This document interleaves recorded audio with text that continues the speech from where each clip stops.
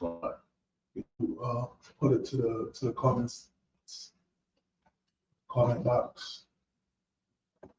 Oh, gotcha. We just check the feed. Might be live concerning Christ. Yeah, with me, just check the feed. Let's see. All right.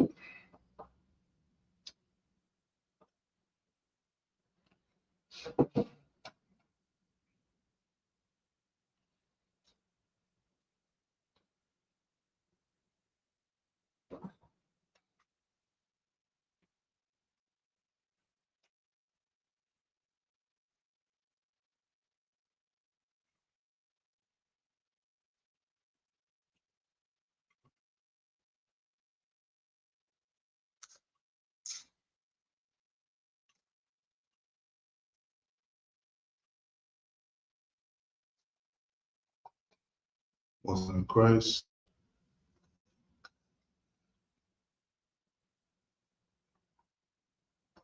Christ. Sounds good.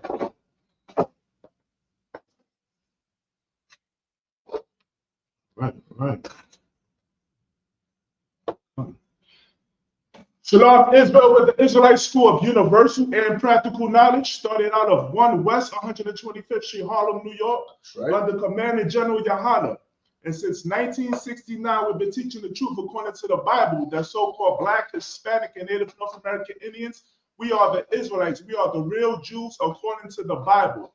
I'm Preaching Officer Sha'al, holding the class down for Preaching Officer 5000, Shalaya Allah. Let's clap it up for the class. That's right. All right, we're going to get it on today. Listen, man, today is Brotherhood class, man. All right? Brotherhood is something that's very important within our nation. We have a motto in ISUBK. We say that brotherhood is a weapon. That's right. You understand? Why is brotherhood a weapon? We use that as a spiritual term. You understand? Because out of all the chaos, out of all the evil that the oppressor has put upon us, you understand? The only way to thrive as a people is to show brotherhood and sisterhood. You understand? And we use brotherhood and sisterhood as a weapon. You understand? Things like kindness, mercy, forgiveness, compassion, understanding, long-suffering. You understand? Being there for one another. You understand? Listening to one another, taking care of one another, feeding and clothing one another. You understand? These are the elements that we need as a people to survive against a nation that hate us, man. You understand? And Christ being the ultimate example, him dying for us, him dying for Black, Hispanic, and Native North American Indians, a man who was perfect, a man who showed brotherhood and taught brotherhood and kept all the Lord's statutes and commandments. It wasn't a sinner. You understand? He died for us. You understand? Tell me what white man would die for you, Black, Hispanic, and Native North American Indians. You understand? Why you following the footsteps of your oppressor and hating one another, tell me what white man would die for you. You understand? And I'm talking about that white Jesus Christ, Caesar Borgia. You see what's going on in the you see what's going on with the Levites and the you know what's going on with the Haitians and the Dominicans. An 11-year-old girl got unalived by Dominicans, man. You understand? And the persecution that our brothers, you understand? Because Dominicans are our brothers. We love our brothers, man. You understand? But they got to understand that we are the same. You understand? The only thing that divides us is a landmass within that what is that? The land of it's a border. It's a border, man. You understand? But we're still brothers and sisters, man. You understand? And here in the ISUBK under Commander General Yohana is the only organization, I should say, that shows Black, Hispanic, and Native North American Indians how to love each other. That's right. You can't find it in the Christian church. You can't find it in the Muslim mosque. You understand? You can't find it in Egyptology or any black group. You understand? Right. You see the or any other fake Israelite group, you see the controversies that's coming out with all these groups. Why? Because the Lord is now with them. You understand? So brotherhood in our nation is very imperative, is very important, and it's something sacred.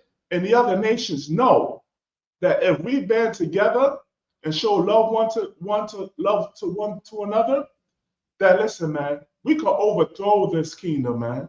You understand? And that's simply by keeping the law, statutes, and commandments. You understand? So we're going to go into the story of King David and Uriah. All right. My title of the class is Brotherhood Overcomes Evil Intentions. Man, we're gonna read a story about this soldier, man. This mighty soldier by the name of Uriah. You understand how he got mistreated by King David, man. You understand?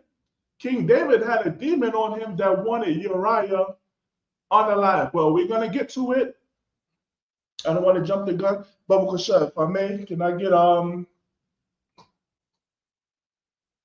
if I may, can I get 2 Samuel chapter 11, verse 1? And with that, you understand, we are living in a very timid and stressful time.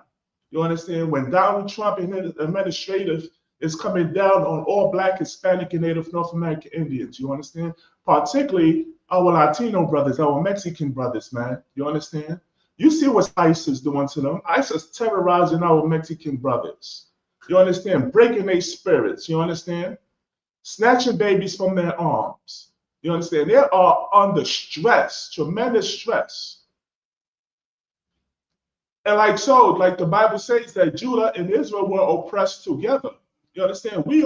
Each tribe of Israel had their turn in Esau's oppression, man. You understand? The Negroes with the Atlantic slave trade. You understand? The Haitians, the North American Indians. You just followed a filthy, disgusting pagan holiday, Thanksgiving, last Thursday. You understand? Celebrating the slaughter of your Native North American Indian brothers and sisters. You understand? And I know you Black people in the hood, you understand? Y'all like to say, oh, I got Cherokee in my blood. You understand? Oh, I'm mixed with Cherokee. You understand?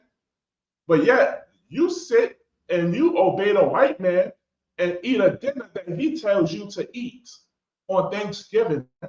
You understand? Now it's the time to be more understanding, you understand, and uplift your brother and sister in these hard times, particularly the Mexicans and the Haitians, man. You understand? All 12 tribes, because you see what's going on. You see the propaganda that's going on. You understand? We got to be brotherly to one another. Listen, are we going to go and get into arguments? Yes, we are family. You understand? We in the ghettos, the slums, the reservations, and the barrios. We cramped up. No space, no space.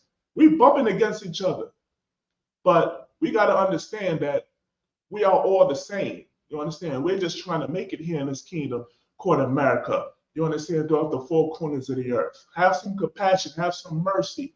You understand? Before you want to show an evil intention to your brother or sister, you understand? Show some brotherhood, show some sisterhood, some mercy and compassion. And if you don't know how to, no sweat. We're going to teach you within the spirit of the Most High Christ. You understand? ISUPK under command of General Yohanan. So if I may, sir, Brother Kusha, can I get 2 Samuel chapter 11 and verse 1?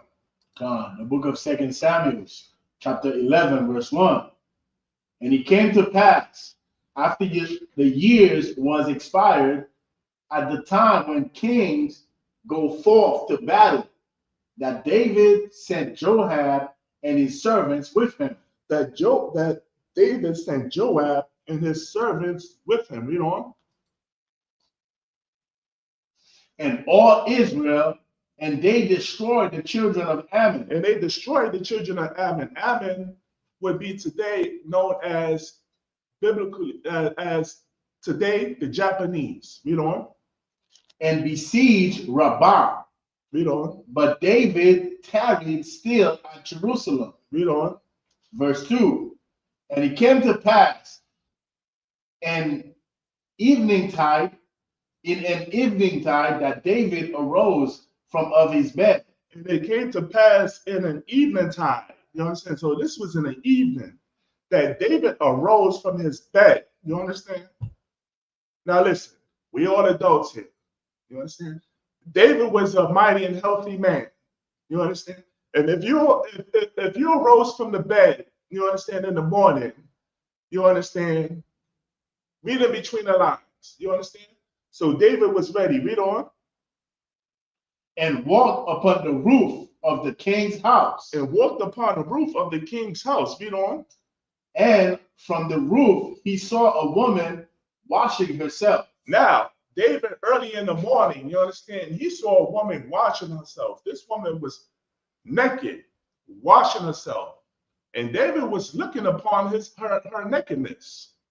Read on. And the woman was very beautiful to look upon. And this woman, she was very beautiful to look upon.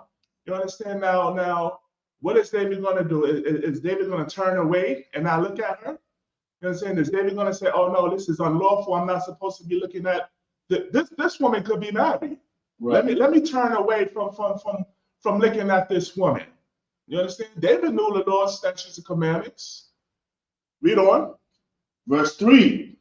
And David sent and inquired after the woman. And David sent and inquired after the woman. So David sent one of his messengers and said, get some information on this woman, who this woman is, because after all, she's beautiful. So now David, you understand, he has that lust for her. He wants her. So he's sending a message to go seek after her. You understand who she belongs to? What's her name? What's her house? Read on. And one said, is not this Bathsheba, the daughter of Eliam, the wife of Uriah the Hittite? And one said, is not this Bathsheba? So this sister name was Bathsheba, the daughter of Eliam, the wife of Uriah. So she belonged to a man. Right. She had a husband, and that husband was named Uriah the Hittite. Now, don't get confused. You understand? We're not talking about an African. You understand? Uriah was an Israelite. Read on. Verse 4. And David sent messengers and took her. And David sent what? Messengers and took her. And David sent messengers and took her. Well, let's get this point straight. David knew who this sister was, Bathsheba was. You understand? She was the wife of Uriah. Now, however, David sent messengers to take her. Read on. And she came in unto him. And she did what? Came in unto him. Read on. And he lay with her. And he lied with her. So she came in, she was summoned by the king. You understand?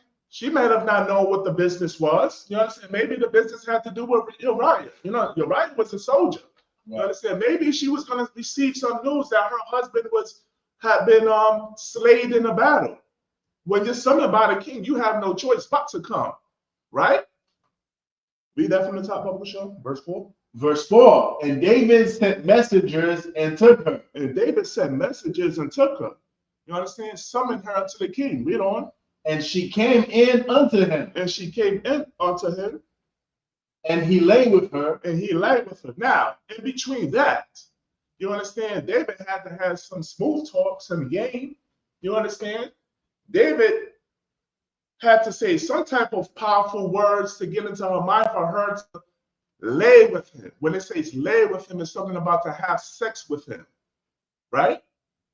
So this married woman who's married to this brother named Uriah, she committed adultery against her husband. Right. And also King David committed adultery against his brother Uriah, a member of his army, right, a servant of King David. Read on. For she was purified from her uncleanness. For she was purified from uncleanness. Now, when you have sex, you got to bathe yourself. You understand? Until the sun goes down, then you're clean. Read on. So David, she kept her in the chamber until she was clean. Read on. And she returned unto her house. And she did what? Returned unto her house. And she returned unto her house.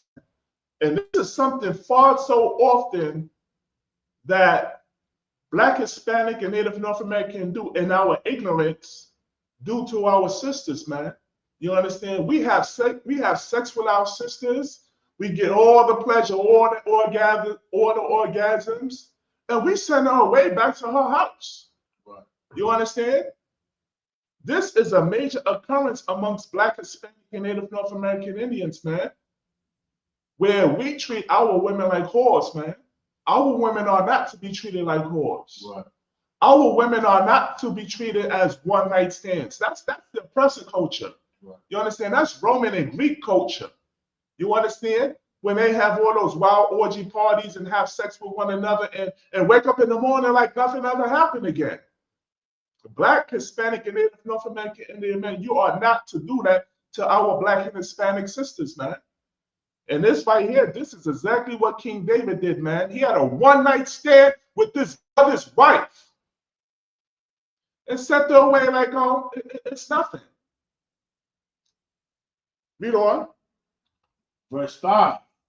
And the woman conceived and sent and told David and said, I am with child. Oh, man. Verse 5. And the woman conceived. You understand? Now she's pregnant with guess whose baby? It's not Uriah's baby. You understand? She conceived by King David. But can you read verse 5 again? Verse 5, 2 Samuel chapter 11. And the woman conceived. And she conceived. She got pregnant. You understand? That one night of passion. You understand? That one night of irresponsible passion got her pregnant. She conceived. Now she's with child by King David. You understand? What King David is going to do? What Bathsheba is going to do? And like I said, man, this is a hood story right here, man, because this goes on every single day in our neighborhoods, man. You understand? Where we have what? Unresponsible sex. You understand? Oh, do you have a man? What your man got to do with me? Oh yeah, I got a man. So what? You know what I'm saying? I'm free. I can have friends. Committing adultery. You understand? Not being mindful, but all the diseases that's going on around today. You understand? So now this sister, she got conceived. She was conceived. And sent and told, so like in verse 5, and a woman conceived and sent and told David and said, I am with child. You understand? Now David has an issue on his hands. Right. He has a major issue on his hands, man. That one night of passion, you understand? That one night of passion is going to get him into some trouble, man. The woman too, Bathsheba. Because why? It was consensual between the both of them. It's not like she yelled out rape. That's in the laws, you know. You understand? If a sister is getting forced sexually, right, she has to cry out. If she doesn't cry out, it's considered consensual. That's the law in the Bible. Read on. Verse 6. And David sent to Joab. And David sent to Joab. Now we got to be careful with this brother Joab, man. You know what I'm saying? Joab, he's like what you call like a general. You understand? To King David. You understand? That's his right hand man. He goes out and he handles follows the orders. You understand? Get missions done.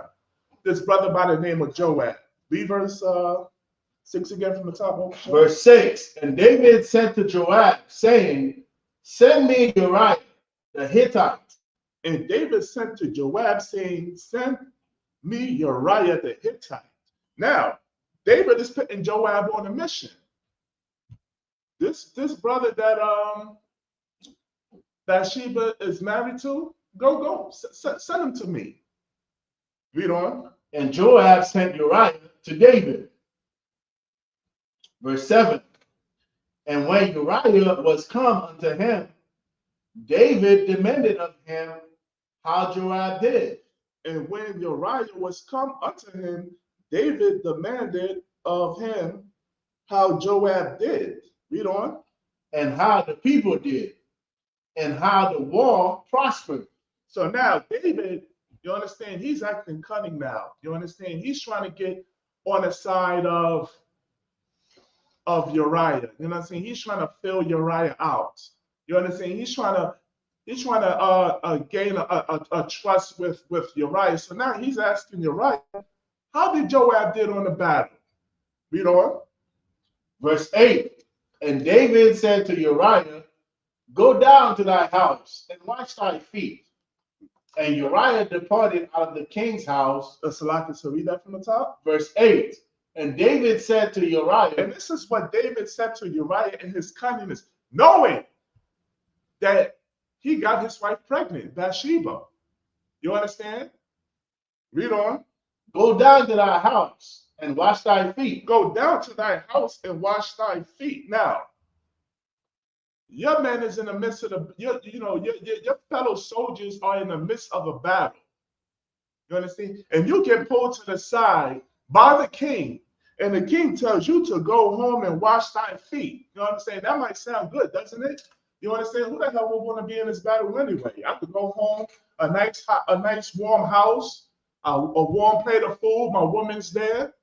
You understand? I could get a nice bath. That would sound good, right?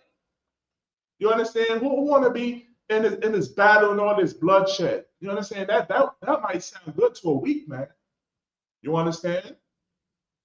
That might sound to that might sound good to a brother who's not fully, you understand, who's not fully into the brotherhood.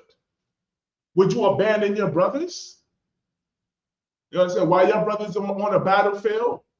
Where you just drop your sword just to have your own self-pleasure? Well, this is what King David is trying to get Uriah to do, to abandon his brothers and go home. Read on. And Uriah departed out of the king's house. And Uriah departed out of the king's house. Now, what would Uriah do? You understand? Is Uriah going to take the offer? Is he going to say, sure thing, king, no sweat. Bet, thank you. You know what? I'll see you and the other brothers tomorrow on the battlefield. I'm going to take tonight off. The water, King David.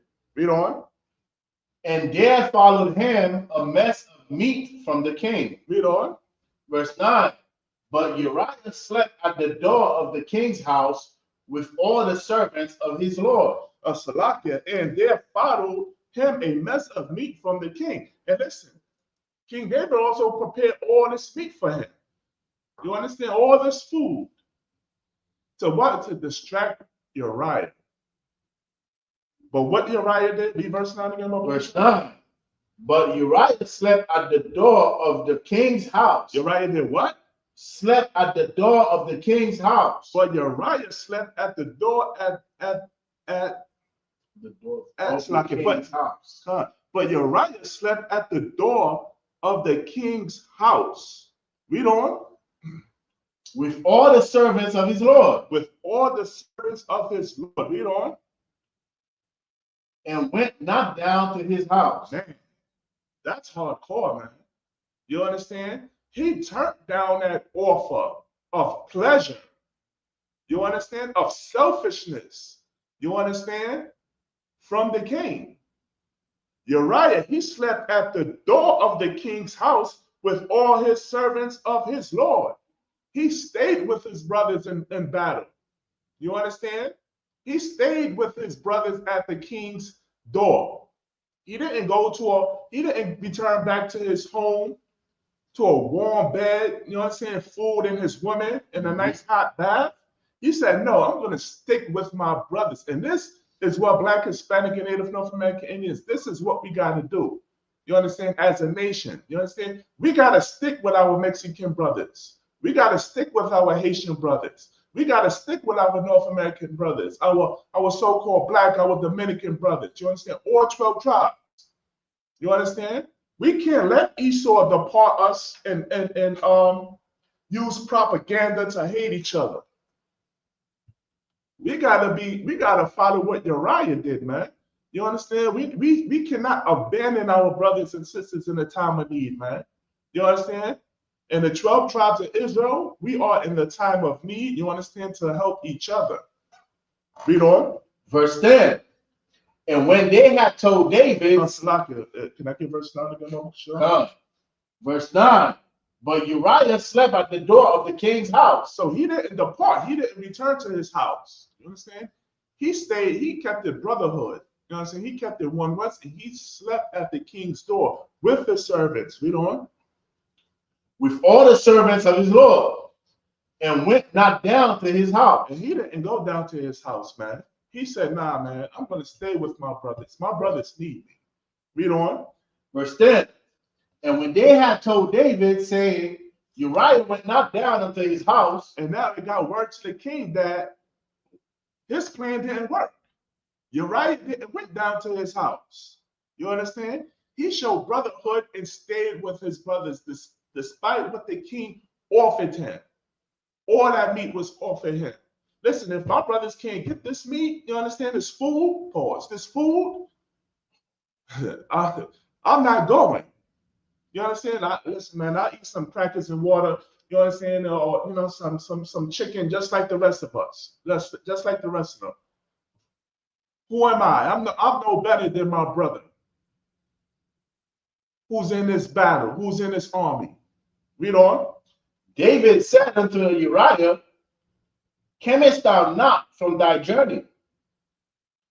Why then didst thou not go down unto thy house? So now, David, he's baffled. He's asking, why haven't you went down to thy house? You understand? Because let me tell you something. Any selfish man will take that order, man. Any man, you understand, who's not in the brotherhood of Christ, would take that order, man. You know what I'm saying? Would abandon their brothers, would forsake their brothers, wouldn't think twice. You understand? Oh, well, what if my brother needed me? You know what I'm saying? You could have been there to save your brother's life. But yeah, you were at home enjoying a damn plate of hot food and your woman. You understand? And your cozy bed. Well, you could have been helping your brothers and saving your brothers' lives in battle. Read on. Verse 11. And Uriah said unto David, the ark and Israel and Judah abide in tents. The ark and Israel and Judah abide in tents. Read on. And my Lord Joab. And my Lord Joab. You understand? Uriah is even giving honor, you understand, to King David, second top man, Joab, calling him his Lord. Read on. And the servants of my Lord. And the servants of my Lord, read on. Are encamped in the open field. Are encamped in the open fields. They are encamped in the open fields. You understand? There's danger on every side outside the open fields, man. Anything could go down at a moment's notice. But Uriah chose to stay with his brothers, man. You understand? This is what Uriah is telling David as to why he didn't take the offer to go down to his house. Read on. Shall I then go into my house? Shall I then go into my house for my own self-pleasure? You understand? To what? To play some video games? You understand? Or maybe it's I get it. You miss your children. You haven't seen your children in a week. You understand? You've been doing the work of the ISUPK all week. You haven't seen your children. You miss your children. You miss your wife. You understand? And at the time when your brothers need you, you just choose your wife and your children, man. But you got to remember what happened to Ezekiel, how the Most High gave Ezekiel's wife a stroke. You understand? You want to love carnal things so much that the Lord is going to take that thing which you love and desire so much more than your brothers away from you, man. You understand what the scripture says in Romans? I'm paraphrasing. What was written aforetime was written for your learning, man. That's right. You understand? The Bible is here to correct it's to show the mistakes of our ancestors. Like Captain Zakar always said, man, this is the cheat code. The Bible is the cheat code. You understand? We should read this book and say, oh, you know what? Our ancestors made this, that, and that mistake. I'm not going to do it. You understand? What was written aforetime was written for our learning. Read on. Shall I then go into my house? Shall I then go into mine house? Read on. To eat and to drink. To eat and to drink. You understand? To get to be full and merry. You understand? And not have a worry in the world. To not have a concern on my brothers and sisters, you understand, that are in the battle. You understand? You started out the battle, right? You started out the battle with your brothers and sisters, but somewhere along the line, in the middle, when things get tough, you can't stick it out with your brothers. You understand? Your brothers and sisters. You understand? You're gonna leave your brothers and sisters because of a demon that popped into your head. You understand? When the school offers counseling for your thoughts, for your conflicted thoughts. You understand? The Bible says, don't lean upon your own understanding. This is what gets so many brothers and sisters out the truth, because you choose to lean on your own understanding when that thought pops into your head, man. And that thought will make you forget about all the good times, all the times that you war with your brothers. You understand? All the times that you shed blood, sweat, and tears with your brothers, all for a thought, for a feeling. You understand? That Satan pops into your head, man. So many brothers came and gone here in ISUPK. I witnessed it. Brothers dropped their sword and went home to their women, to their children, to their job. Read on, Brother Christian. And to lie with my wife. And to what? Lie with my wife. And to lie with my wife. You know what I'm saying? Who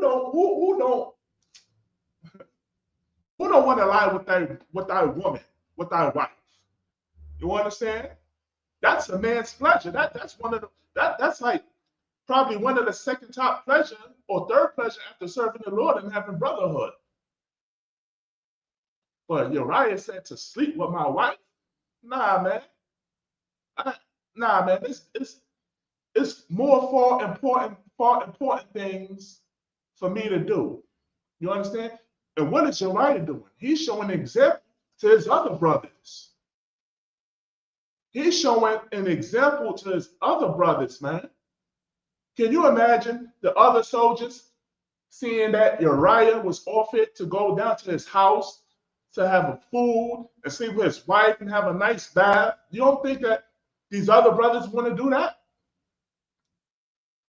A lot of brothers may want to. So, like, you have to say something? Yeah, also not only his other brothers, but he's cutting the hell out of David as well, because the woman that David so wanted to sleep with, for the sake of Uriah's brothers, he don't want to even sleep with her.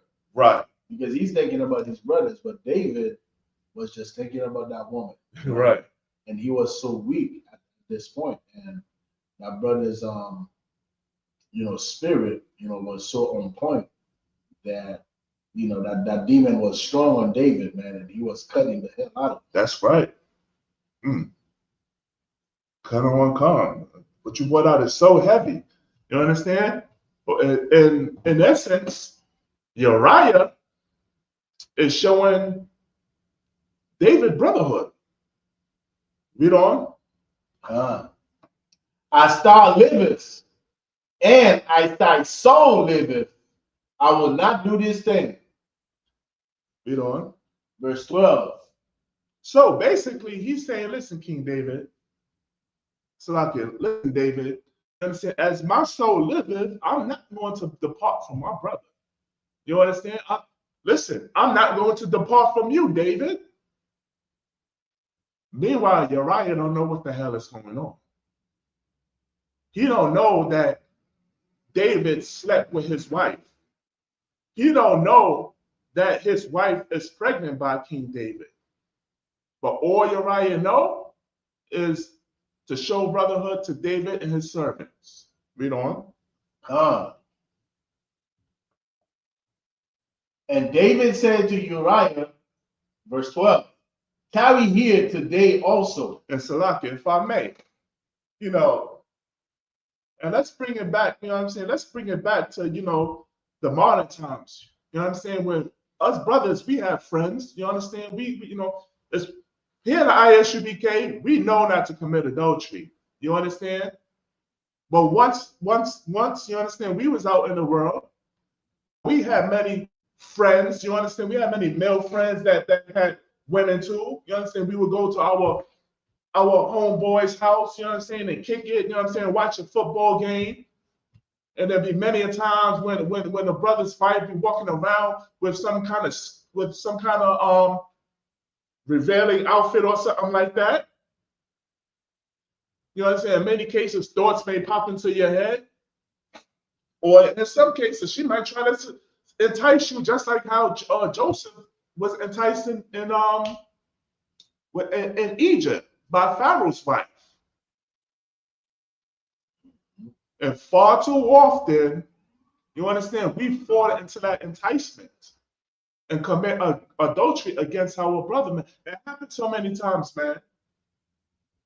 We hear the stories of how, what was that rapper? That rapper a couple of years ago, I believe it was in Atlanta. You understand? He was some type of rapper. You understand? Some rapper I've never even heard about before, but he was a rapper, and he was so popular and so the man that he went and had sex with his brother's wife.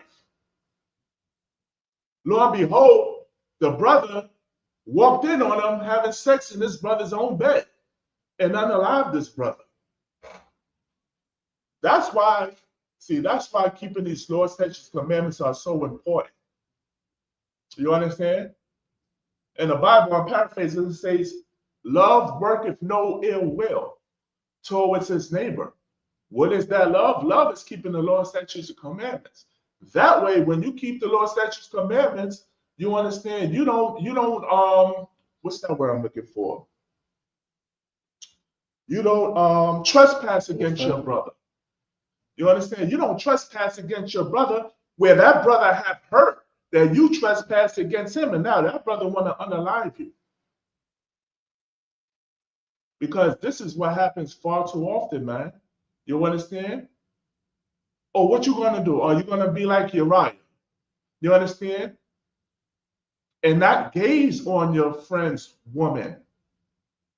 You understand? Or would you be that brother and tell him to the side and listen, brother, no disrespect, but you understand? If your woman don't put on clothing, I'm gonna have to leave, man. You understand that it's not appropriate how she's dressed, walking around. And guess what? He might not even understand that. He might get offended. Well, this is my house. My woman could walk around like how she want to walk around. But that's how destroyed we are, man. The Bible says that. I believe it's in Hosea. I'm paraphrasing that we are destroyed for the lack of knowledge, man. You understand? When the brother is simply trying to tell you, listen, this is a compromise. This is a situation that's uncomfortable. And you got to thank brothers like that. You got to respect brothers like that, man. Because a brother who's unbrotherly, he wouldn't have sex with your woman. You understand? Or a sister that's a whore, she's going to have sex with another man. Salaki, if you don't know for sure. What verse was trouble? Is that what you're talking about? I believe so. Trouble? He got unalived by this girl. I think, he left them a week before. Mm-hmm. So, it was fresh. And he had this rapper over at house, and the ex came and unalived them. You know what I'm saying? Stories like this go on every single day, man. Between Black, Hispanic, and Native North American Indians, man. Stories go on like this every single day. What verse we about to Verse 12. And David said to Uriah, tarry here today also, and tomorrow I will let thee depart. So Uriah abode in Jerusalem that day and the morrow. So now David, you understand? So now David, he's taking another approach, right? Verse 12, and David said to Uriah, tarry here today also, and tomorrow I will let thee depart, so that Uriah abode in Jerusalem that day and the morrow. Read on. Verse 13, and when David had called him, he did eat and drank before him, and he made him drunk. Now, this time, you understand, Uriah, You understand? He stayed, right? Verse 13, and when David had called him, he did eat and drink before him, and he made him drunk. Now, Uriah is at King David's feast, and King David, I keep saying King David, and David made him eat and drink, and made Uriah drunk. So now Uriah, he's drunk. Now, when you know when you're drunk, you understand, you're not in your right mind. You understand, you're not sober enough to think or operate. You understand, you're not as sharp as you were when you were sober. You understand, your thoughts can't process. Read on. And at even he went out to lie on his bed. And that Salakia, read on, Salakia. And at even he went out to lie on his bed with the servants of his Lord, but went not down to his house. Now, this is heavy. You understand? Because now King David, he's still trying to get Uriah, you understand, to depart. Right? Verse 13, and when David had caught him, he did eat and drink before him, and he made him drunk. And at even he went out to lie on his bed with the servants of the Lord. So now, even in his drunkenness, you understand, you figure, oh, let me go to my bed, you understand, take a hot bath, you understand, and let me become sober. Let me sleep off this drunkenness that I'm in. But yet, let me go to a fire on my bread. Man. That's what David was hoping for. Right. He got him drunk so he could say, you know what, let me go home and tie fire on that, on my rib. Right. Man. But once again, you understand, that brotherhood kicked in Uriah. He decided to still sleep with his servants, man. He didn't return to his house. Read on. Verse 15. It's 14. No, so like verse 14. And it came to pass in the morning that David wrote a letter to Joab and sent it by the hand of Uriah. And it came to pass in the morning that David wrote a letter to Joab and sent it by the hand of Uriah. Read on. Verse 15. And he wrote in the letter saying, set ye Uriah in the forefront of the hottest battle. Now, this letter said, set ye Uriah in the forefront of the hottest battle. Now, what is that talking about, man? That's talking about King David is setting up Uriah to be in the front of the battle. You understand? Just imagine, like you read, like, have you ever seen these movies, like these ancient movies, like what is it, like Gladiator? Medieval. Like medieval times. You understand? Like Gladiator and things of that nature. Troy. You understand, where you would have rows of men in the army. You understand? Now when it's set in a front. You understand? You're gonna get the front the front. What is that word? You will get the front action of that war. You understand? Or the sword swinging, or the cannons. You understand? The man in the front is usually the first to get unalived. Right. So now this is what King David is doing. He's setting Uriah up to be in front of and it says the hottest battle. You understand? That means the most extreme, the most sword swinging, bloodshed battle. Put Uriah in the forefront of that battle. Read on. And retire ye from him. And listen, and while he's in the forefront, you leave him there. Right. You understand? Now, do Joab have a conscience? You understand? Does this sound brotherly to me? Because now David is telling Joab to do something unbrotherly, man. You understand? I know if somebody told me to yeah, you know what? Don't talk to that brother. I'm gonna say, first of all, I'm going to acknowledge that you have a problem with that brother, and I'm going to say, go to that him and him alone and work that out. You understand? I'm not going to listen to your how can I put it? I'm not going to engage in a demon and have you try to make me look at that brother a certain way. You understand? You got to go to that him and him alone and work that out. But David is telling Joab to put Uriah in the front of the hottest battle and to retire from him, which means to leave him there. To what? To obviously what? To win the battle? No, it's to die, to get unalived. Read on. That he may be smitten. That he may be what? Smitten. That he may be smitten, slain. You understand? Read on. And die. And die. And what does that sound like? Does that not sound like the oppressor? You understand how he puts Black, Hispanic, and Native North American Indians in his wars? You understand? For us to get smitten first. You understand how he allowed allow women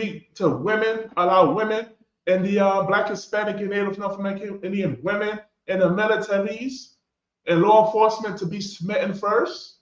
You understand? This is a tactic that Esau does to Black, Hispanic, and Native North American Indians far too often. Right. To put us in the forefront. You understand? While the white man lives. While the white man don't catch the bullet first. Read on. Verse 16.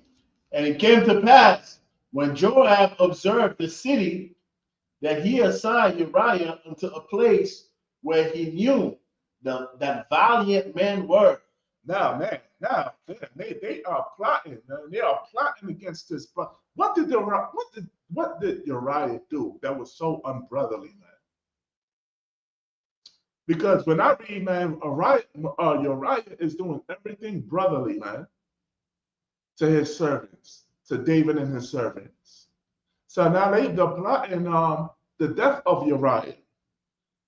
Verse 15, verse 16, and it came to pass when Joab observed the city that he assigned Uriah unto a place where he knew that valiant men were. Valiant men were on King David's side or on the enemy side. You understand? No, he picked a battle where he saw that the men of the other nations were strong. You understand? Read on. Verse 17. And the men of the city went out and fought with Joab. And the men of the city went out and fought with Joab. You understand? They picked a fight. You understand what I'm saying? Or to what? To have Uriah unalive in the front of the battle. Read on. And there fell some of the people of the servants of David. And there fell some of the people of the servants of David. And during that battle, men died. Men were unalive during that battle. Read on. And Uriah the Hittite died also. Read that again. And Uriah the Hittite died also. And it shall be that Uriah the Hittite, he died also, man. You understand? King David's mission was accomplished. Right. You understand? This is what King David wanted. And guess what? This is what King David got. Right. Or because what? Of a lust of a woman. Or because he could not control his flesh. Or because he couldn't say no to himself. He had to have this woman. What's her name? Bathsheba? Bathsheba. Huh? Bathsheba? Or because he wanted Bathsheba, man. This sister, who he was made aware that she had a husband, Uriah the Hittite. You understand? And in the night of passion or pleasure, or whatever you want to call it, she got pregnant. You understand? And then a lot of times, you understand, in that situation, you understand, you make haste in a time of trouble. Ecclesiasticus says, what? Make not haste in a time of trouble.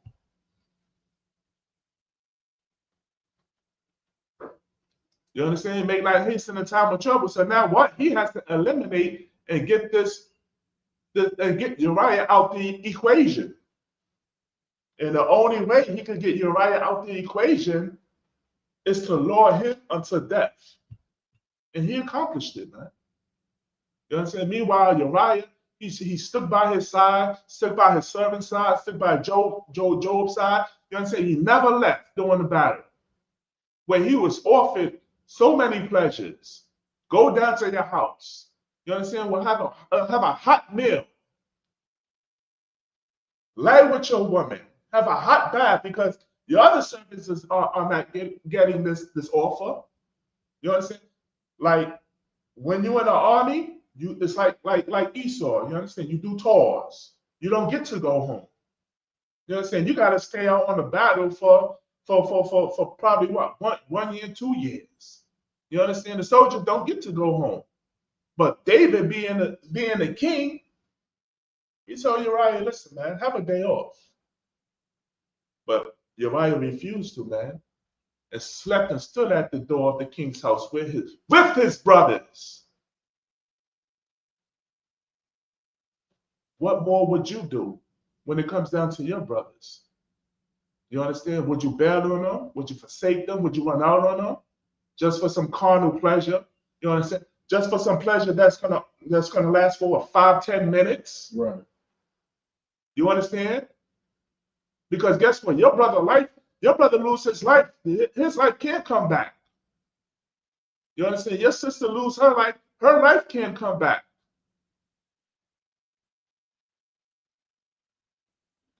Or because of the hatred that you got for your brother or your sister. Black, Hispanic, and Native North American Indians, man, we got to get out the mindset of Christianity, man. Christianity told us to be selfish. Right. Christianity told us to think of ourselves first. What is that? What was that rap phrase? YOLO, you only live once. Live once. Living my best life. Living my best life. YOLO only live what? You only live once. Only live once. So I'm gonna go all out in my pleasures. Because that's exactly what it is. You're going all out in your pleasures. You're not keeping the Lord's statutes, commandments. You understand? You're eating pork chop, lobster, and shrimp. You're celebrating Thanksgiving. Now you're about to celebrate Christmas. You understand? A pagan holiday created by the white man has nothing to do with Black, Hispanic, and Native North American Indians. Matter of fact, they suffered during the times of these pagan holidays. But what are you going to do? You understand? You're going to submit to your own pleasure, your own self-will. Uriah was an example, you understand, on and the thing about this is, and the sad thing about this story is,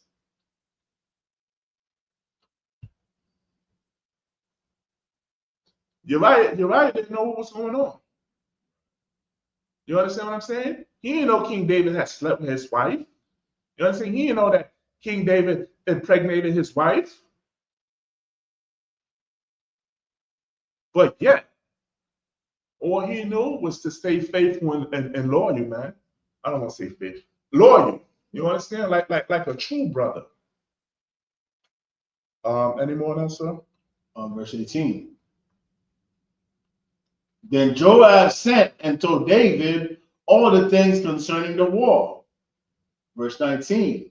And charged the messenger, saying, when thou hast made an end of telling the matters of the war unto the king, verse 20, and if so be that the king's wrath arise, and he say unto thee, wherefore approach ye so nigh unto the city when he did fight? Knew ye not that they were shut from the wall? All right, so basically,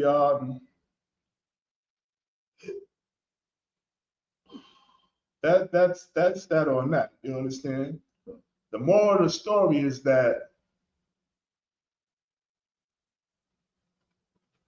no matter what you go through, you understand? Always have love for your brother, because the thing is, if I may just go back to my title, brotherhood overcomes evil intentions. Uriah didn't know that King David had evil intentions against him. You understand? Did Uriah die? Yes, he did.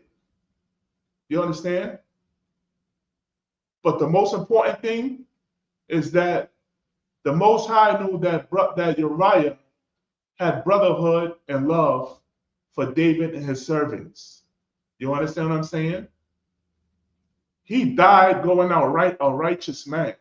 Even though Uriah died, he showed an example. You understand? He cut David in the spirit. He showed his servants what brotherhood is. Even though Uriah died, you may say, "Oh well, Uriah didn't win yet." Uriah, he got the win because he went out a righteous man. You understand? And now, when you read on in the story, you understand. The Most High is not going to allow David to get away with what he did. You understand? You could read on. You could read on and get the full story on your own time.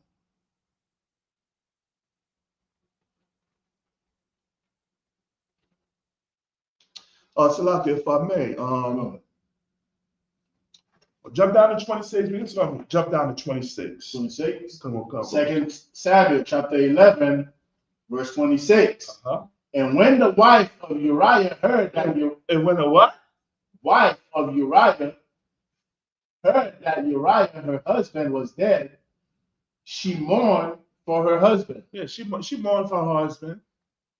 You understand? You know, she committed adultery too. She's just as guilty as David. You understand? But yet in all, she loved Uriah and she mourned for Uriah, her husband. Read on.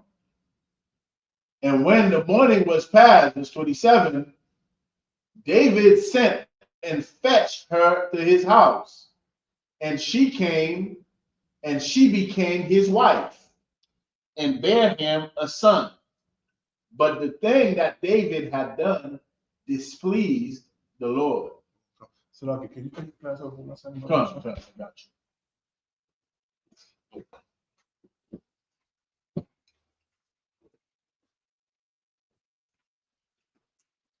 Real quick, right? Sister R will be right back. Now, there's a scripture in Ecclesiasticus. I want to grab it real quick, right? In Ecclesiasticus, I believe it's Ecclesiasticus chapter 5, if I'm not mistaken, right? All right, it says this.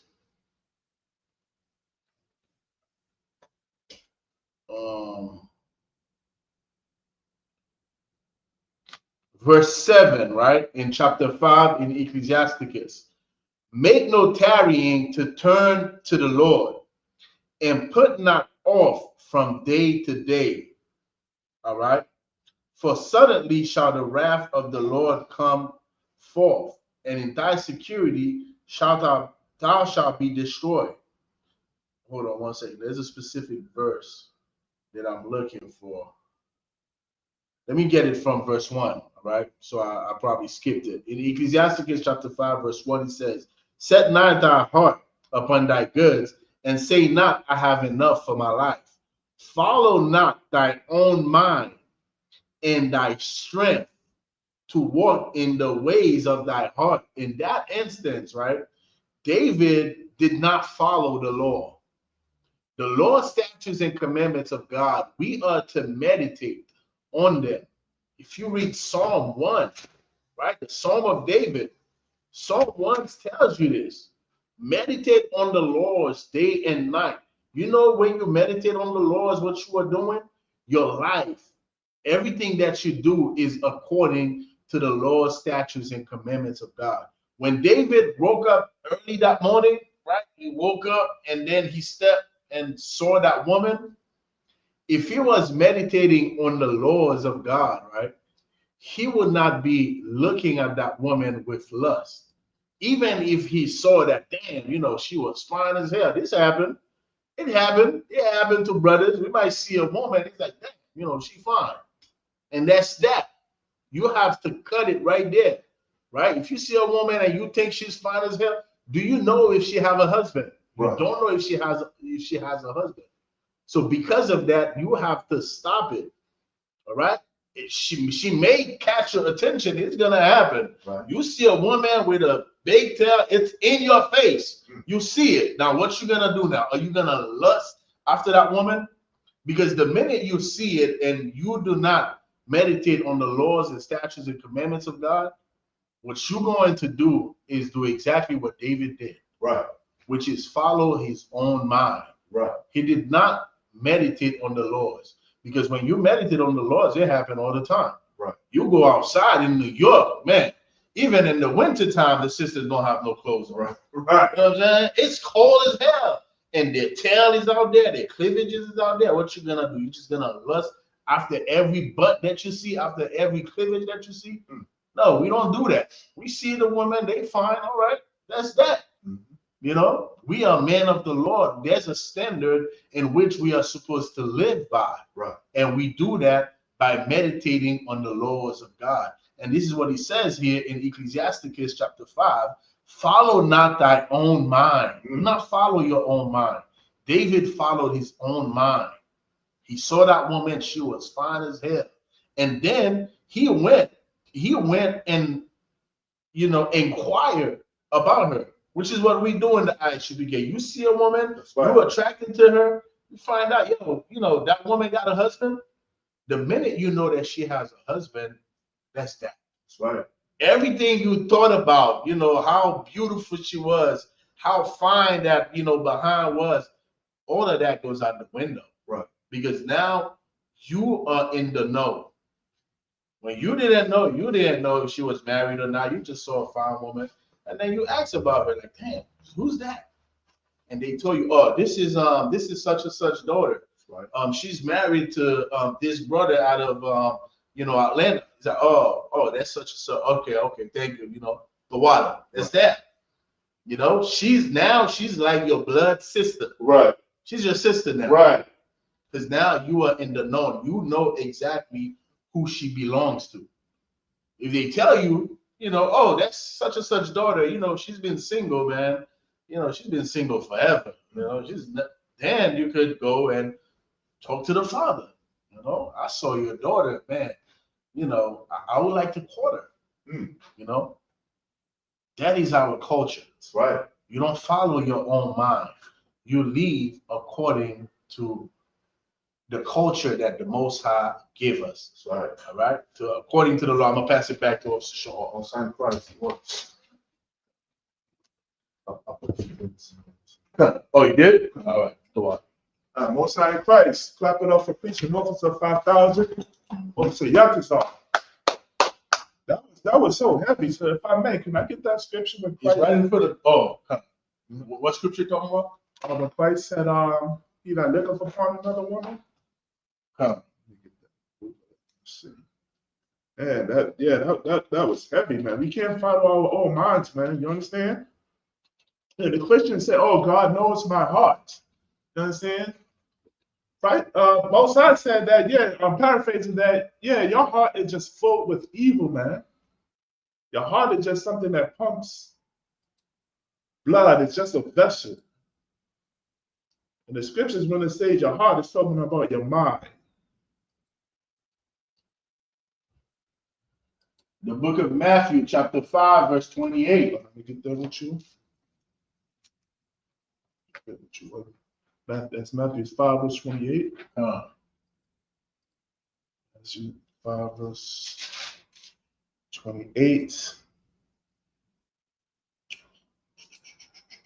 Oh, man, Salakia, if I may. Let's jump to verse 27.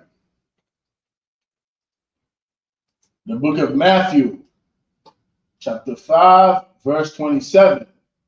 Ye have heard that it was said by them of old time. Now this is Christ, man. You understand? Christ, he did not do away with the law, statutes, commandments. You understand? Where it was a time where, you know, you've broken the law, statutes, commandments, there will be a priest to put you to death, to unalive you, depending on the circumstances of how severe the sin is. But, you know, Christ, you know, he came on the scene and he gave us a more spiritual understanding of the law, statutes, and commandments.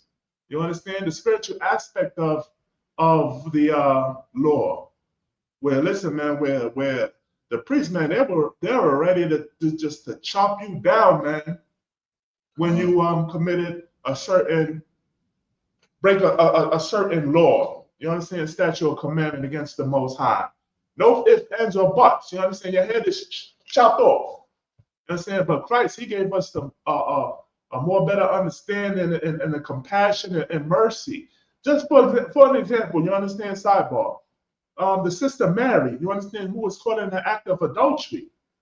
Now, it was lawful for her to be put to death by stones. You understand? But what did Christ say? He without sin cast the first stone and forgave Mary. And what did he say to Mary? Sin no more. You understand? So come on, let's read that Matthew chapter 5, verse 27. Come, the book of Matthew, chapter 5, verse 27.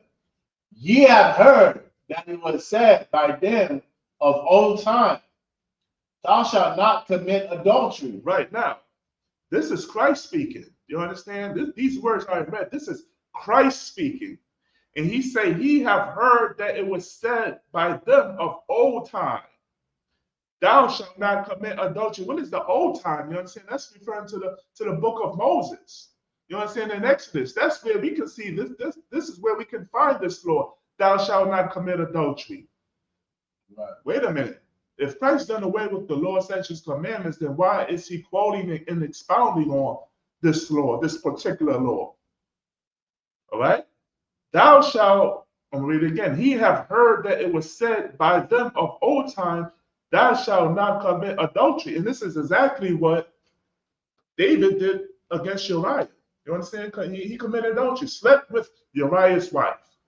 And that so be it that his wife, Bathsheba, that Bathsheba committed adultery and slept with another man, which was what? Which was David. All right? Adultery is when a man sleeps with another man's wife. And also adultery is when a woman sleeps with another man other than her husband. That's what committing adultery is.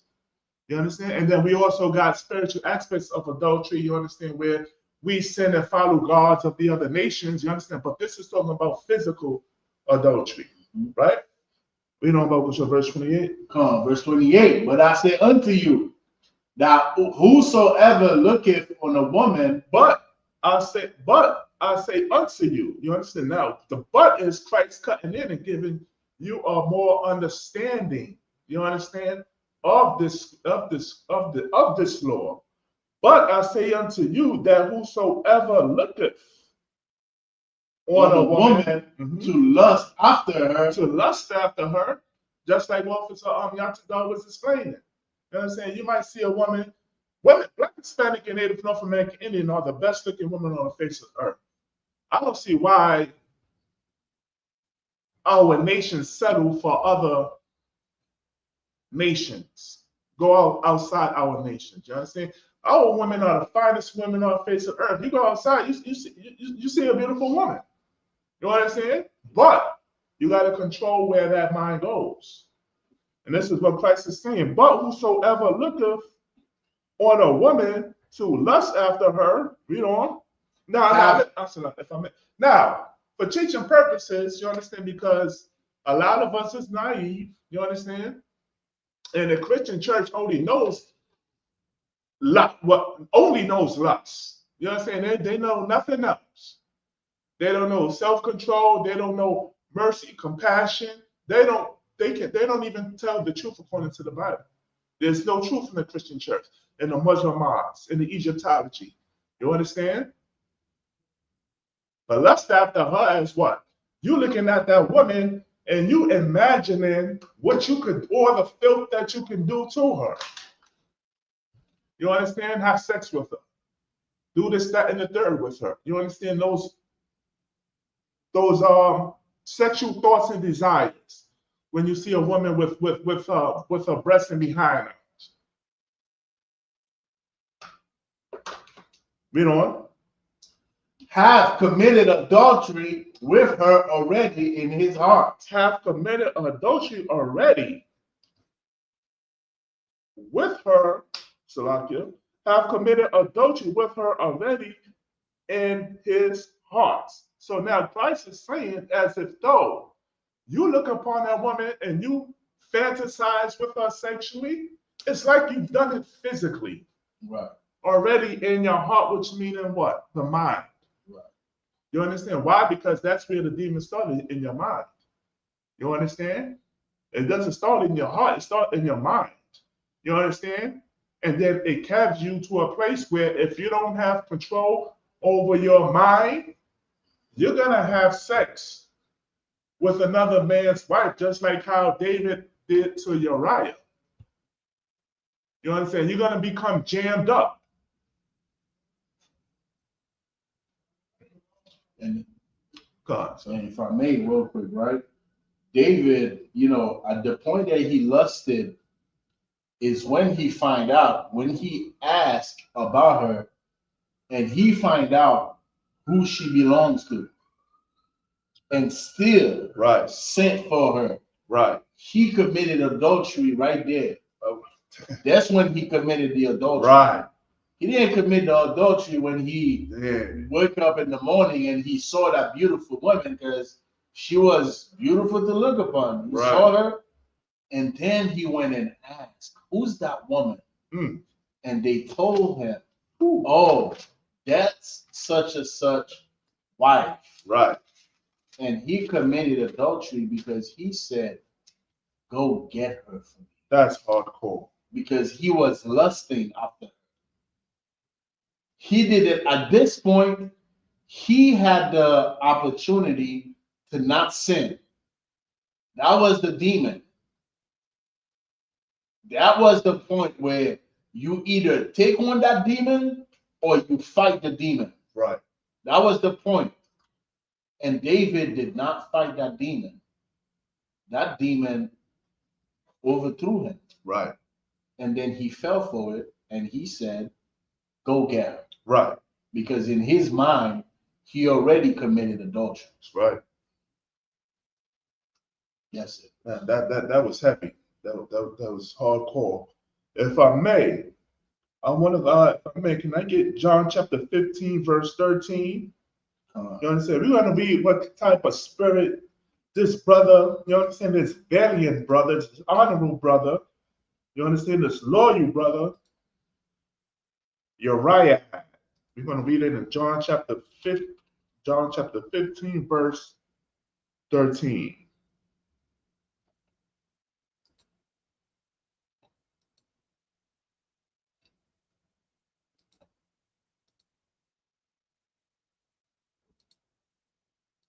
We could start at verse 12. We could start at verse 12. Verse 12. Come. The book of John, chapter 15, verse 12. Again, this is Christ. You understand? This is a black man, Christ. You understand who's talking right now? These are his words. I can share it to the screen.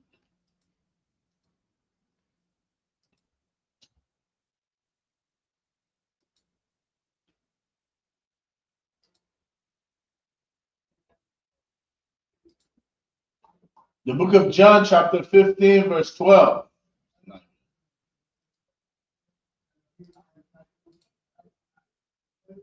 This is my commandment, that ye love one another. And this is Christ's commandment. You understand that the Mexicans love the so-called blacks. You understand? That the Dominicans love the Haitians. That the North Americans, you understand, love the Seminole Indians. That the West Indians love the Puerto Ricans. You understand what I'm saying? Christ commanded that the 12 tribes of Israel, Black, Hispanic, and Native North American Indians, love each other. This is a commandment from Christ himself. You understand? In the face of all this evil that Donald Trump and his empire is pouring down on our people, you understand? We got to combat their evil with us loving each other, like how Christ said. You understand? That's the only way, you understand? One of the ways how to build up a kingdom, man, is to come back to your nation and love your brothers and sisters, Black, Hispanic, and Native North American Indians. Verse 12, this is my commandment that he love one another. Read on. As I have loved you. As I have loved you. Christ loved us. You understand? And he showed and gave an example on how much he loved us, man. That he gave his life so that we can have a second life.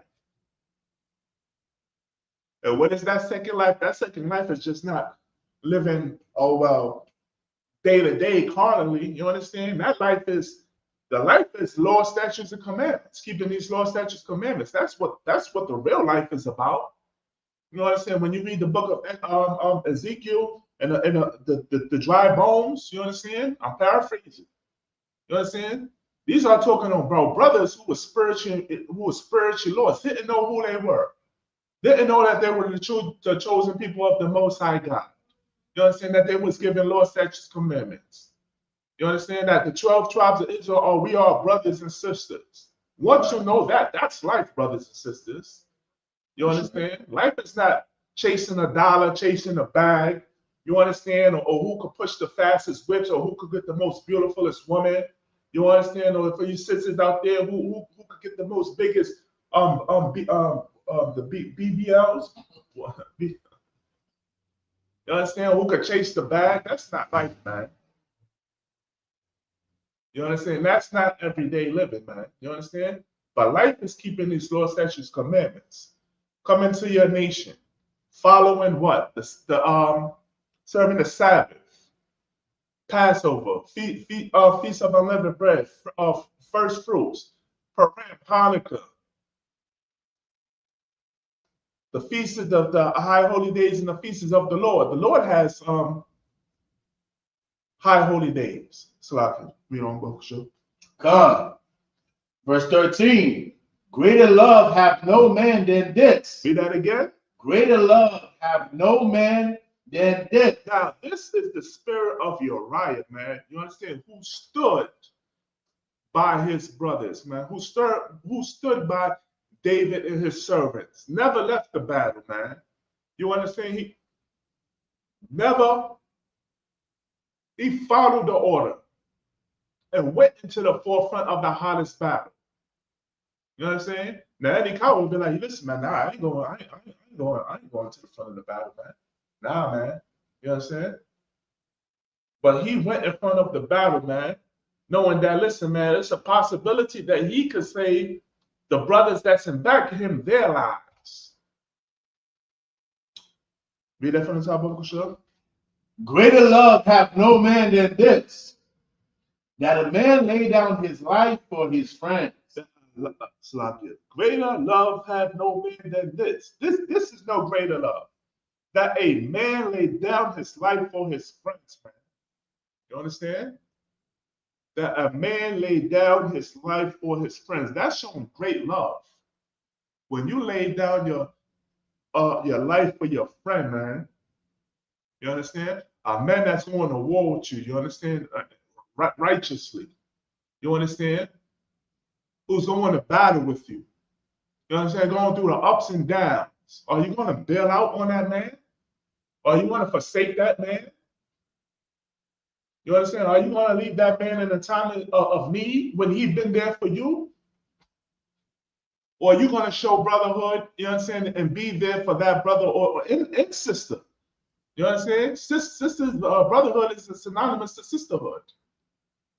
Are you going to be there for that sister, or are you going to taunt that sister, or mistreat that sister, or look down on that sister?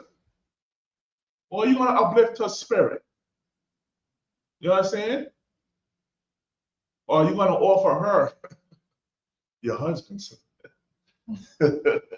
But yeah, are you going to lay down your life? And laying down your life, you understand? Also, mean, hey, listen, man, being kind kind to one another, man. Listen, I live in the Bronx, man, and every morning, it never fails. Every morning on the train in the Bronx is very unbrotherly. There's a sister cursing out another sister. There's a brother cursing out a sister. There's a sister cursing out a brother. You understand? What did the scripture say? A kind word will take away wrath. I'm paraphrasing, man. Could uplift a brother and sister a whole day. You could have saved that brother or sister life by just saying good morning. How you doing? Is everything okay? Instead of being rude and disrespectful and having a filthy, disgusting mouth, and watch your mouth. You understand what I'm saying? Because we're living in a tense time, man. Us Black, Hispanic, and Native North American Indians. That's why it's imperative for you to come into ISUPK under Command of General Yohana. You understand? That way, you get to know the Bible. You get to understand the Lord's his will, what he wants, what he requires. Because if you out there all alone on your own, you know what I'm saying, you're gonna trust in this empire. And right now, this empire is a scary place to live, to be in, if you don't know who you are. Why? Because you trust in your government. You trust in Donald Trump. You know what I'm saying? You trust that he's going to make it easy for you. That he's going to make it easy. Someday, some president is going to make it easy for Black, Hispanic, and Native North American Indians. That's never going to happen, man. You understand? We got to return to this nation, like Zephaniah said. Gather yourself together. Yea, gather yourself together, O nation not desired. Read that again, Bokusha, verse 13. Verse 13. Greater love hath no man than this, that a man lay down his life for his friend. That a man lay down his life for his friends. And that's exactly the spirit of Uriah, man. You know, he went out there in the forefront of the hottest battle. Didn't know what the hell was going on behind his back. And he laid down his life. You understand? Better I died than one of my servants died, or Joab, or David. You understand? I'm going to take the full front of the battle.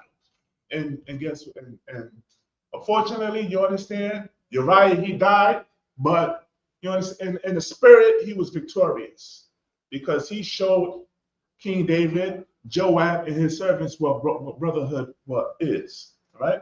Let's go to First Maccabees chapter 3. First, let me see. Get there with you. First Maccabees chapter 3, and let's start at. Oh man, let's start at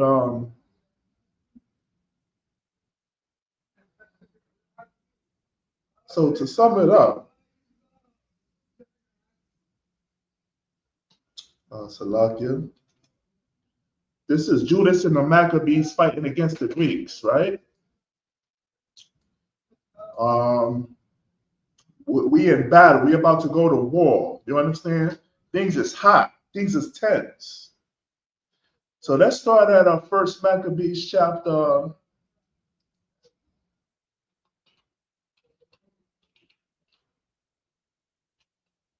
52. Let's start at verse 52.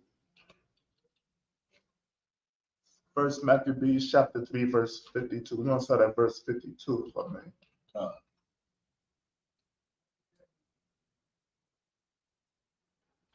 Shout out to all the brothers and sisters in the chat. Make sure you share this class to the world, man. You understand? Share this class to all your streaming platforms or your social media platforms. class. Make sure you like the class. Make sure you subscribe to these channels and share this class throughout the world. You never know. You may save a brother or sister life when you share the classes of the ISUPK under Commander General Yohana. Right. You understand? You sharing these classes is showing brotherhood and sisterhood. Someone out there needs help. Someone out there needs to hear this word, this truth. Right. According to the Bible. Don't be selfish. I know you got Facebook. I know you got Instagram. All you got to do is just tap and share, and that's it. You understand? And you save the brother or sister life. Right? O Son in Christ. The book of 1 Maccabees, chapter 3, verse 52. And lo, the heathen assembled together against us to destroy us. Yes, you understand? The oppressor wants to destroy Black, Hispanic, and Native American Indians. They are assembled against us, like how it says in Psalms chapter 83. You understand? They don't want the name of Israel to be no more in remembrance. The same how it is today, the same how it is in the ancient times, the same how it was in the ancient times, the same how it is in modern times. You understand? And these brothers, Judas and his brothers, are fighting against the Greeks. You understand? Read on. What things they imagine against us, thou knowest. What things they imagine against us, thou knowest. You understand? Listen, man, they want Mexicans out of this, what is it? America. You understand? They want the Haitians out of America. Soon they're gonna want the so-called blacks and Negroes out of America, man. You understand? Soon Donald Trump is gonna want only white people in America, man. You understand? He wants to put us back in slavery, in chains and shackles. You understand? Just can you imagine you understand the thoughts that they have against us, which are shown every day through what? Police brutality, ICE. You understand? Wicked imaginations. You understand? They're putting the LGBTQ, you understand, into our school system. Read on. Verse 53. How shall we be able to stand against them except thou, O God, be our help? It may seem hard. You understand? It may seem like we have no help. How can we stand against them, man? You understand? They got the Army, they got the Air Force, they got the Marines, they got the Navies. You understand? They got tanks and missiles and nuclear weapons.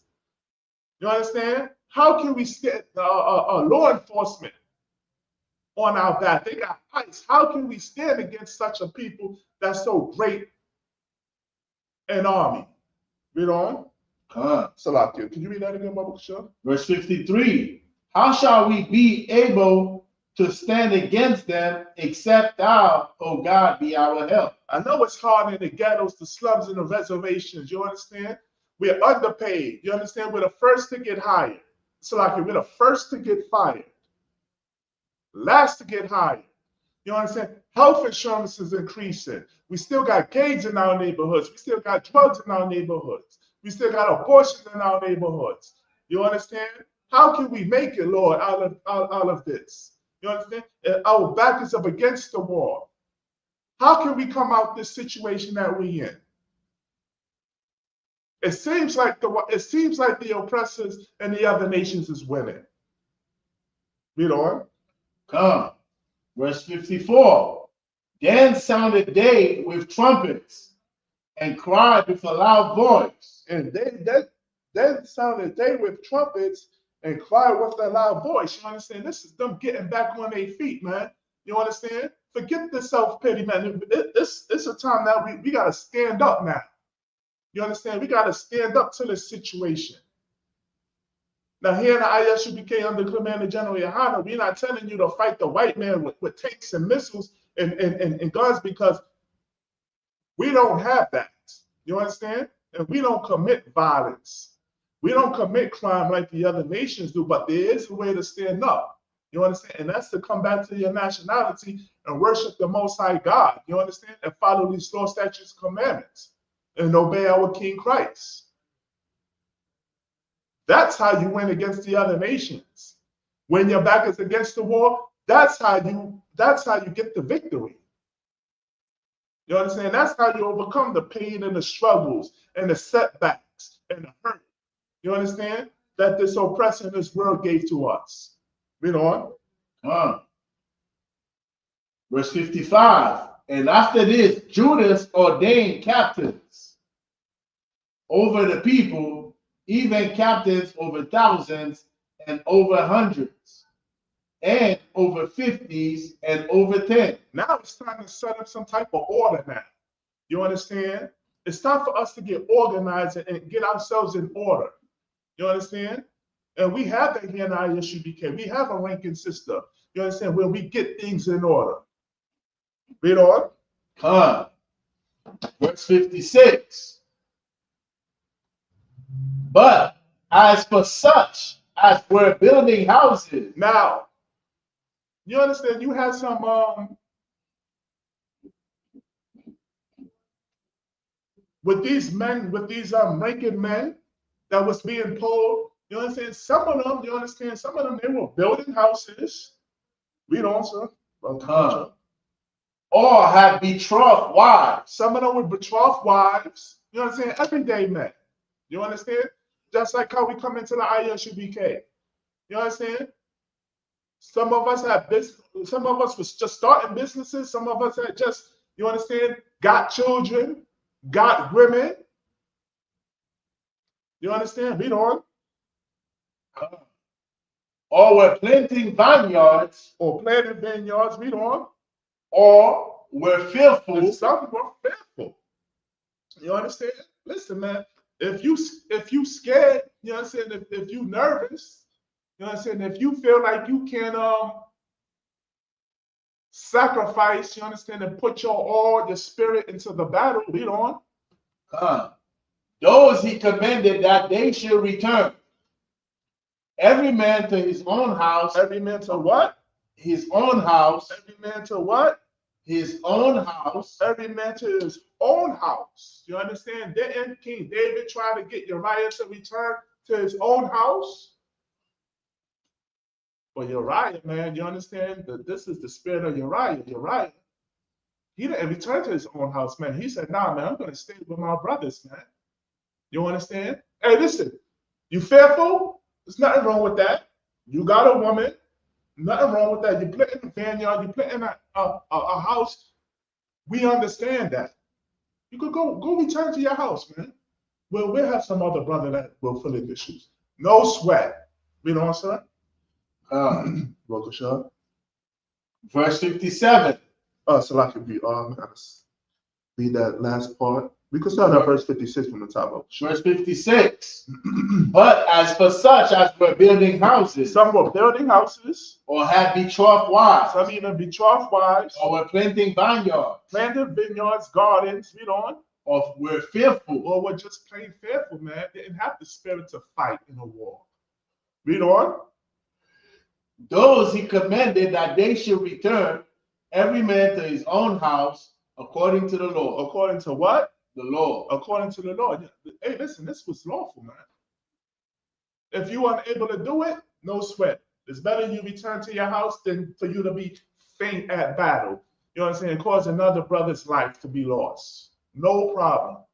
You understand? But guess what? You're right. He never returned to his house, man. You understand? He stood at the battle with his brothers. And so much that he lost his life. Read on, Baba Kushal. Verse 57.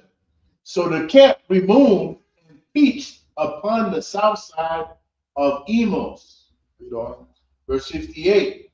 And Judah said, arm yourselves and be valiant men. Arm yourselves and be valiant men. Men with courage. You understand?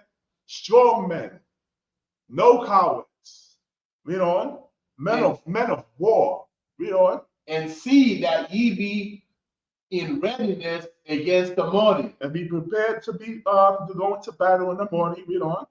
That we may fight with these nations. That we may fight with these nations. You understand? These other nations. You understand? Every morning it's a battle. Waking up every morning is a battle when you wake up. You understand? That's why we have a motto that says what? Life is about warfare. You understand? Waking up in the morning is about warfare. Going to work is about warfare. You understand? Taking care of your wife and your children is about warfare. Everything is about warfare. You understand? Read on. That are assembled together against us to destroy us in our sanctuary. Because this world is ready to destroy Black, Hispanic, and Native North American Indians, man. The demons that come in your mind is ready to destroy us. You know what I'm saying? Hey, listen, man, people that you love, your mother, your father, your daughter, your son is ready to destroy you. Life is about warfare, man. You got to be prepared. You got to understand what you're getting yourselves into. Read on. Come on. Verse 59. For it is better for us to die in battle. For this what? Better for us to die in battle. For it's better for us to die in battle, man. Uriah had the spirit that it would be better for him to die in battle than to what? To go home and have self-pleasure. Go home to sleep in a warm bed, a warm, cozy bed. You understand? To tear fire to his wife, to have food. You understand? You don't think his other men desired that too? His men wasn't given the opportunity to get that. Only Uriah. But Uriah, man, that brother was strong and he was sincere and loved the brotherhood, and he died in battle. Read on. Then to behold the calamities of our people and our sanctuary. That's heavy. Read that again. Then to behold. Then to behold, to witness, to look, to see, to observe, to be there in the presence. Read on. The calamities. The calamities, the downfall. You understand? The pain, the hurt, the trottenness. You understand? The overcoming of who? Of our people. Of our people. Read on. Our sanctuary. Our sanctuary. Our people, our nation, and our sanctuary. Just to stand there and let it go to waste. You understand? Just like your Christian church. Your Christian church stands there and lets you go to waste. By what? Allowing you to indulge in things that God doesn't like LGBTQ, eating pork, crab, lobster, and shrimp, adultery. This is the things that your Christian church pushes, man. They say that Christ done away with the laws. They don't want you to be righteous and holy. They want you to be filthy. Your Christian pastor stands there and watches your calamity, and he does nothing. Doesn't that say in the scriptures, if I believe? And the shepherds pity ye not. You know what I'm saying? The shepherds don't pity you. When it's talking about the shepherds, it's talking about your leaders. Your shepherds don't pity you in the time of your calamity, in the time of your pain and your hurt and your needs and your wants. Read verse 59 again, Mabukasha. Verse 59 in the book of Maccabees, chapter 3. For it is better for us to die in battle. For it is better for me to stand with my brothers and sisters who are in the same war with me, who's warring with me. Read on. Then to behold the calamities of our people and our sanctuary. And just, it's better for me to die, you understand, than to watch my people fall, to watch my temple, my worship place get destroyed, to watch my homeland get overthrown. It's better for me to die. You understand? At least I fought. At least I did something. At least I didn't cow it out. Right? And this is the spirit of Uriah. And so many other valiant brothers and sisters in the Bible, like the brothers, the 7 sons that lost their lives, like Eleazar. You understand? Brothers like Meshach, Shadrach, and Abednego, and so many other brothers. Our King Yahushua. Read on.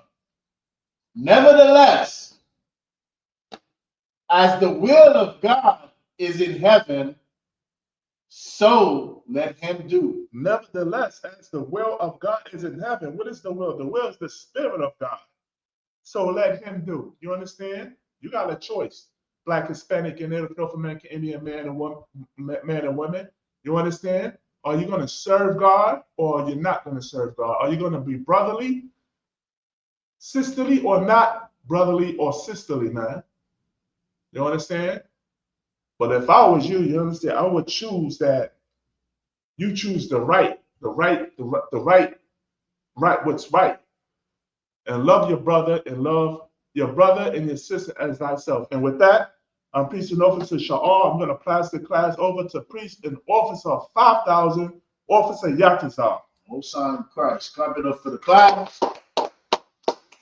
Christ. Individual. Imagine, which means to stand.